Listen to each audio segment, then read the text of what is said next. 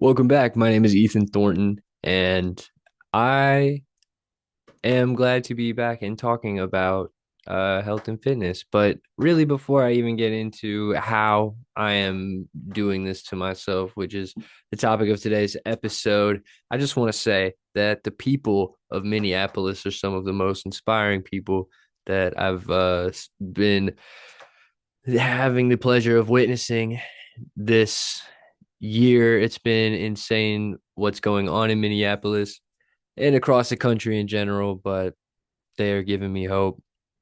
And I just huge shout out to them. So today is Monday, which means it's Universal Chest Day. Let me quickly run through today's chest workout. This is going to be this entire month's chest workout. This is all I'm going to do for the whole month. It's actually just 4 times. So I really got to soak it in.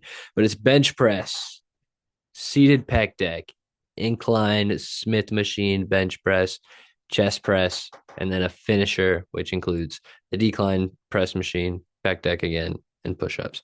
I think that I might switch seated pec deck into cable flies, 3 sets of cable flies. However, that is to be determined. Really, I'm flexible because of the gym that I'm in. You just have to be flexible on if the cables are available or if the pec deck is available. And if it's not, then you can go to either one. So it can change on the day. However, I'm satisfied. I think it's a fantastic workout. I've loved my workout today. But I'm very excited because I actually put together a marathon training plan today. I have to give credit to Performance Bullet. That's where I found it from. They calculated it for me, but I had to adjust it to the 11-week training block that I have as opposed to 16 weeks. I wish that I would have found this around 5 weeks ago. I should have just started with a plan from the jump. But today was a scheduled rest day. Actually, every Monday is supposed to be a scheduled rest day, but I ran today. I took a pretty good chunk of time out of the gym and out of running, away from running, just resting while where I live got tons of snow and ice recently. So for around 7 days, or 6 days, I didn't really do anything uh physically physically active, and that was crazy. Um, I ate, I did, and you know what? I gained a little bit of weight. I loved it. So right now I'm really dialed into my diet as well. I really what the how episode needs to be is my diet, because that is the fuel to your fitness goals, any of your goals. Really, what I've learned is that after being in a state of getting all your needs and then some met, and then not, you when you are not, you are desperately craving to get back into that state. And so today I think I found that, and a big part of it was my diet. So I am working on the diet episode, but I really need to hone in my macros or tracking my calories, and so I'm working on that. Either way, that is how I'm doing this. But what I want to go over today is how I'm tracking that, because I realize that it's a pretty confusing thing to keep track of. But for me, tracking your workouts is one of the best ways to progress. It's not the only way that you're going to progress, but after you do after you work out long enough and after you go to the gym long enough, you do get a pretty good muscle memory in the brain of your lifts and what you did last week and what you need to do this week. It also depends on, what feels good on the day. Maybe you are a little bit dehydrated when you get to the gym, or you haven't eaten enough that day. And so the weight feels a bit heavier, or maybe it even feels a bit lighter. So the way that I keep track of my workouts is this fantastic Google sheet that I've concocted over just years of working out. I've tracked workouts in notebooks, I've tracked workouts on notepads, I've tracked workouts in the Notes app. And the best way that I have found to progress is just in a spreadsheet. So for me, I prefer Google Sheets. I understand if you want to use an Excel spreadsheet. So on the y-axis of your spreadsheet, you're going to have the month and the days. So for me, that is Monday, Tuesday, Wednesday, Thursday, and Friday. Those are all the days that I go to the gym. And on the x-axis, you are going to have the corresponding day of the month. So every chest day, for example, is February 2nd, then February 9th, February 16th, and then February 23rd. Should be fairly easy to figure out, and even easier if you pull up a calendar and cross reference these things. And so after you have these dates and days in your spreadsheet, now you can add your workouts in and you will never forget which workouts you're doing. So on Monday, like I said, I have bench press, seated pec deck, incline Smith machine, chest press, and then my finisher. Then I keep track of my sets and reps on the x axis next to him. It's a very good system that's worked for me flawlessly as far as progressive overloading and progressing in the gym. Today, I'm really proud because I haven't benched in some time, but I really want to hit the 1,000 pound club like I committed to when I started this YouTube channel. So that's how I'm keeping track and how I am working toward my goal. This is how I'm going to do that. So, fairly short and sweet as far as the actual how. You can see the spreadsheet. I will put that up here on the screen so that you can, well, frankly, feel free to steal a split. I would not recommend it to a beginner, but I would recommend this to someone trying to stay very focused on their fitness goals on every day. And so the running side of things, how I will be achieving my sub 4 hour marathon is by aiming for higher than that. When I say this out loud, when I think about it, it makes the pit of my stomach drop a little bit further. And that's why I know that I needed to set this goal. So this is the sub 3 hour, 45-minute training plan, which sounds so ridiculous. However, I've been in the lab just on my own for around 8 or so weeks, maybe even 12 or 16 weeks. So I think now that I have removed the thinking about what do I need to do today from the training aspect of what it is I'm doing, I'm actually so excited just to wake up, check my spreadsheet, and do the work that is prescribed for the day. And I think that's what people say when they say that that's what people mean when they say that discipline is freedom.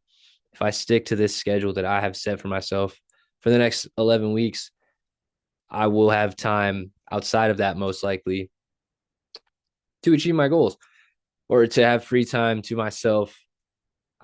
Ideally, spend that quality time with my partner, with my family, in my home, with my friends. And it frees me up to do that. So I love that phrase that discipline is freedom. And this is how I am trying to stay disciplined. Big how episode. This is the how, like I said. Other than the fuel, again, that's coming.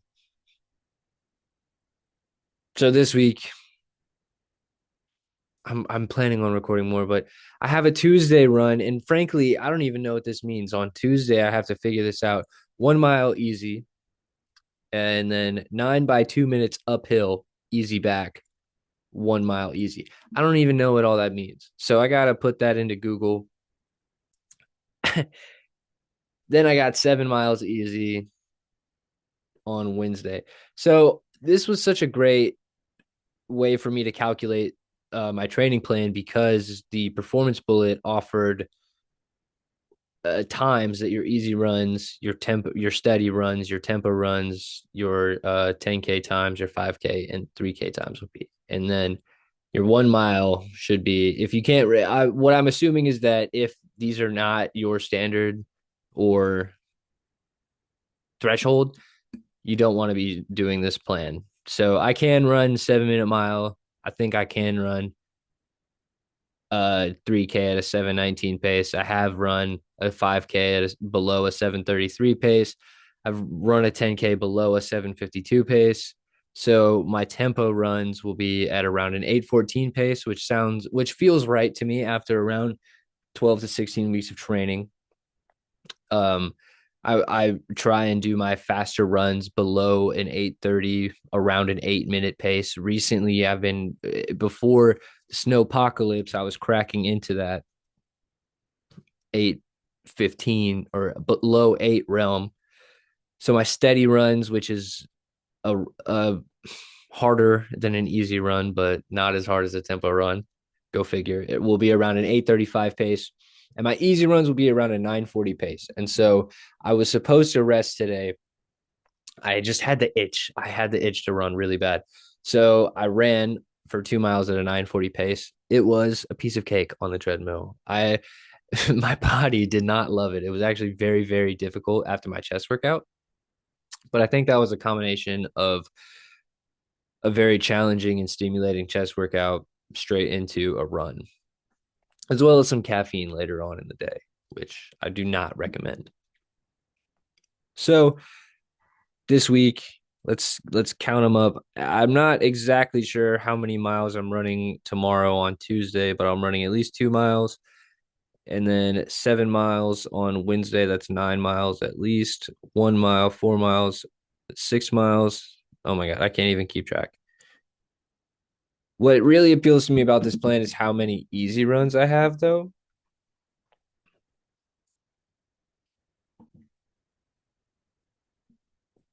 I love the focus on easy runs. And what I mean by that is essentially every Sunday for the next 10 weeks, I have very long and easy runs. So, for example, Saturday, I have a 3 mile easy run. Not bad. Not bad. That'll honestly, that'll feel like nothing. I'm going to get finished with that and want to go more. Thankfully, Sunday will have that for me because I have a 14-mile easy run on Sunday, which is a lot. I think I've only run a half marathon one time before. Thankfully, it's at an easy pace. I don't exactly know where I will do that. Probably not around a track, but that's an exciting, it's a scary and exciting prospect. Also, some other Sunday runs that will be on my training block. Half marathon at a sub 145. I've not done that. I've never done that. And so I'll probably go to a track or do that on a treadmill. Eventually, I'll be running 21 miles. That's going to be my longest run on here that I see is a 21-mile easy run a few weeks before my race. And honestly, when I look at this, my initial thoughts are some of skepticism. I feel a little skeptical.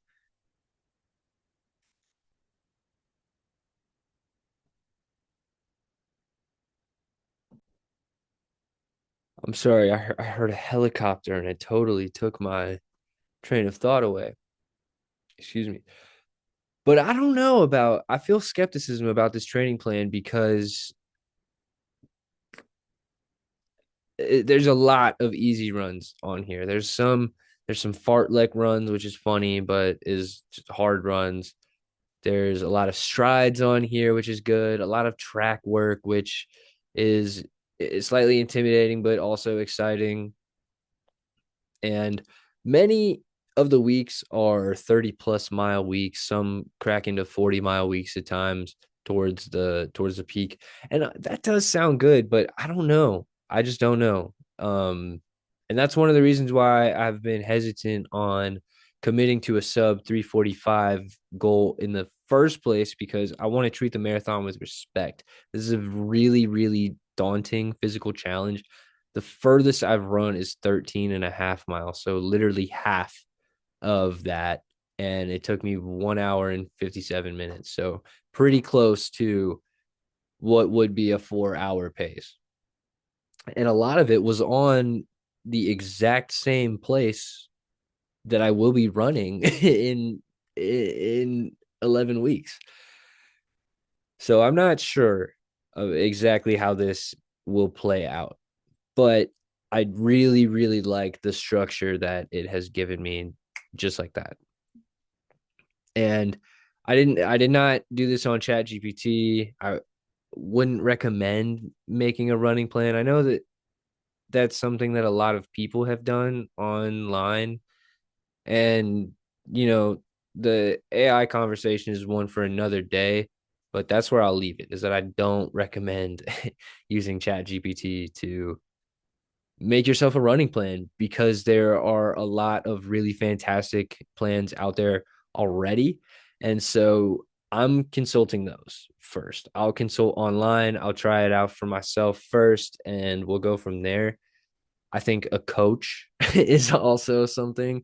Well, and I understand, because that's not financially feasible for me. I would love a coach, but I understand. So I understand. But those are routes that I would go before plugging it into AI personally. So that's how I'm achieving my sub 3 hour 45 minute goal for the marathon, and this spreadsheet is how I'm achieving my lifting goals, which is to hit the 1,000 pound club. And I still need to do some research into a bodybuilding show and something related to that for me to participate in. But I'm very excited for this split and this training block that I have undertaken. It's intimidating still. It's looking at 20 workouts this month at minimum. That's just weight training. And then let's see, 2 rest days per day, so per week. So that's 10 workouts a week, 5 and 5. It sounds great. I'm excited. And how on a bigger scale, on a more existential scale, how I will be achieving this is, like I said, through discipline, commitment, and consistency. Discipline is freedom. And so now I really just have to stick to the plan. Much easier said than done, especially considering, for example, tomorrow, Tuesday, I don't know what the 9 by 2 minutes uphill means. I know what that means, but I don't know how I can get the most out of that. So I have some research to do tonight. I'm going to leave it there. Thank you for joining me. I hope that this has been an informative video. I would hate for this to just be a vanity project. I want people to learn, and I hope that my journey can inspire and motivate you, because I'm not built different. I don't have crazy genes or anything like that.